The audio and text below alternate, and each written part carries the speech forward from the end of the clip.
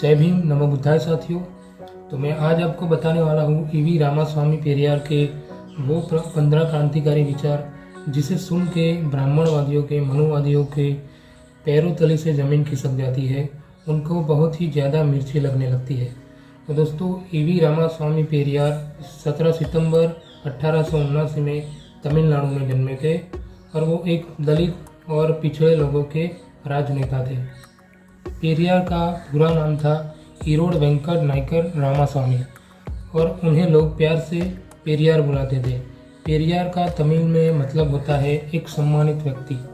तो दोस्तों, आइए अब मैं आपको उनके वो 15 क्रांतिकारी विचार बताने जा रहा हूँ जिससे मनुवादियों को बहुत ही ज़्यादा तकलीफ होती है। पेरियार ने अपनी पूरी जिंदगी हिंदू धर्म और ब्राह्मणवाद का जमकर विरोध किया।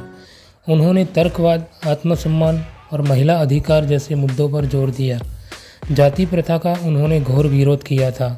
यूनेस्को ने दक्षिण पूर्व एशिया का सुकरात, समाज सुधारक आंदोलन का पिता, अज्ञानता, अंधविश्वास और बेकार के रीति रिवाज का दुश्मन कहा। चलिए जानते हैं ईवी रामास्वामी पेरियार के वो 15 विचार। मैंने सब कुछ किया।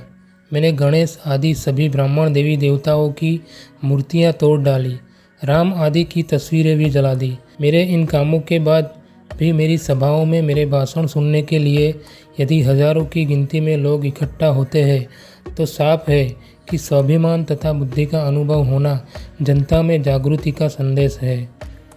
दुनिया के सभी संगठित धर्मों से मुझे सख्त नफरत है। शास्त्र, पुराण और उनमें दर्ज देवी देवताओं में मेरी कोई आस्था नहीं है, क्योंकि वो सारे के सारे दोषी हैं। मैं जनता से उन्हें जलाने तथा नष्ट करने की अपील करता हूँ। द्रविड़ कड़गम आंदोलन का क्या मतलब है? इसका केवल एक ही निशाना है कि इस आर्य ब्राह्मणवादी और वर्ण व्यवस्था का अंत कर देना, जिसके कारण समाज ऊंच और नीच जातियों में बांटा गया है। द्रविड़ कड़गम आंदोलन उन सभी शास्त्रों, पुराणों और देवी देवताओं में आस्था नहीं रखता जो वर्ण तथा जाति व्यवस्था को जैसे का तैसा बनाए रखे हैं। ब्राह्मणों ने हमें शास्त्रों और पुराणों की सहायता से गुलाम बनाया है। अपनी स्थिति मजबूत करने के लिए मंदिर, ईश्वर और देवी देवताओं की रचना की। ब्राह्मण हमें अंधविश्वास में निष्ठा रखने के लिए तैयार करता है। वो खुद आरामदायक जीवन जी रहा है, तुम्हें अछूत कहकर निंदा करता है। मैं आपको सावधान करता हूँ कि उनका विश्वास मत करो। सभी मनुष्य समान रूप से पैदा हुए हैं, तो फिर अकेले ब्राह्मण उच्च व अन्य को नीच कैसे ठहराया जा सकता है? आप अपनी मेहनत की गाड़ी कमाई क्यों इन मंदिरों में लुटाते हो? क्या कभी ब्राह्मणों ने इन मंदिरों, तालाबों या अन्य परोपकारी संस्थाओं के लिए 1 रुपया भी दान दिया? हमारे देश को आज़ादी तभी मिली समझनी चाहिए जब ग्रामीण लोग देवता, अधर्म, जाति और अंधविश्वास से छुटकारा पा जाएंगे। आज विदेशी लोग दूसरे ग्रहों पर संदेश और अंतरिक्ष यान भेज रहे हैं।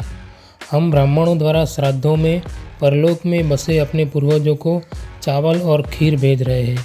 क्या ये बुद्धिमानी है? ईश्वर की सत्ता स्वीकारने में किसी बुद्धिमत्ता की आवश्यकता नहीं पड़ती, लेकिन नास्तिकता के लिए बड़े साहस और दृढ़ विश्वास की जरूरत पड़ती है। ये स्थिति उन्हीं के लिए संभव है जिनके पास तर्क तथा बुद्धि की शक्ति हो। ब्राह्मणों के पैरों पर क्यों गिरना? क्या ये मंदिर है? क्या ये त्यौहार है? नहीं, ये सब कुछ भी नहीं है। हमें बुद्धिमान व्यक्ति की तरह व्यवहार करना चाहिए। यही प्रार्थना का सार है। ब्राह्मण देवी देवताओं को देखो। एक देवता तो हाथ में भाला त्रिशूल उठाकर खड़ा है, दूसरा धनुष बाण, अन्य दूसरे देवी देवता कोई गुर्ज, खंजर और ढाल के साथ सुशोभित है। यह सब क्यों है? एक देवता तो हमेशा अपनी उंगली के ऊपर चारों तरफ चक्कर चलाता रहता है। यह किसको मारने के लिए है?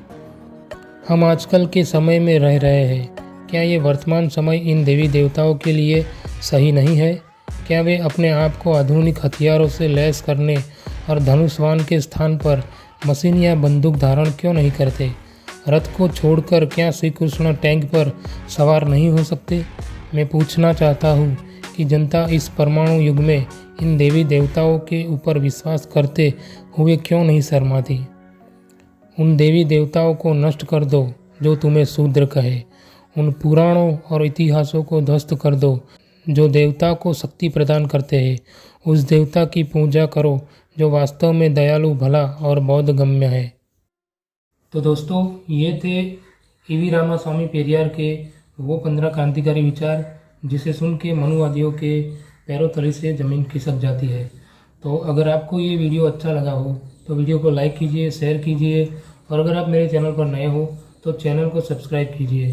जय भीम, नमो बुद्धाय।